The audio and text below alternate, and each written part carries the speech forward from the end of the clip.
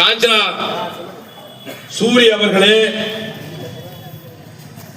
சென்னையினுடைய mayor, பட்டங்கள் ஆள்வதும் சட்டங்கள் செய்வதும் பெண்கள் பார்வையில் நடத்த வந்தோம் நிபந்தனை நேர்கொண்ட பார்வை புவியில் யாருக்கு மஞ்சால் ஞானசனுக்கு வேண்டும் என்று மாநகர தந்தையாக களமாடி கொண்டிருக்கிற எங்கள் மாவட்ட கழக செயலாளர் காட்டுகிற திசையில், அமைச்சர் பெருமகன் காட்டுகிற திசையில் தளபதி மு.க. ஸ்டாலின் அவர்கள் மாண்புமிகு முதலமைச்சருடைய கண்ணசைவில் மாண்புமிகு துணைமுக கண்ணோய் பணியாற்றிக் கொண்டிருக்கிற எங்கள் வணக்கத்துக்குரிய சகோதரியார் பிரியராஜன் அவர்களே, மாவட்ட வழக்கறிஞருடைய அமைப்பாளர் துரைக்கண்ணன் அவர்களே, மாவட்ட பிரதிநிதிகள் மரியாதைக்குரிய அண்ணன் நாகராஜன் அவர்களே, அன்பு சகோதரர் சரவணன், மாவட்ட பிரதிநிதி சரவணன் அவர்களே, இறுதியாக நன்றி இருக்கின்ற அதிபதி எம்.கே. பாபு அவர்களே, எனக்கு இருக்கிற ஒரே பிரச்சனை, என்னைக்காவது ஒரு நாள் நம்முடைய அமைச்சர் பெருமகன் முன்னால் ஒரு 5 நிமிடம் நம்ம பேச மாட்டோமா? ஒரு தாயை, இந்த ஹாஸ்டல் படிக்கிற குழந்தை சனிக்கிழமை சாயந்திரம் நாள் வெள்ளிக்கிழமை அப்படி ஏங்குற மாதிரி ஏங்குவோம்.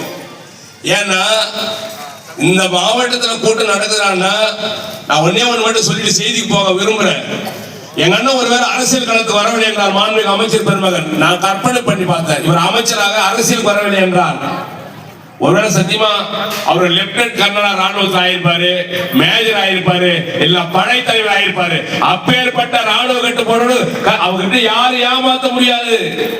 வேலை செய்யணும் ஒரு வட்ட செயலாளரும் நாகராஜன் அவர்களும் யாரும் அந்த அணிகள்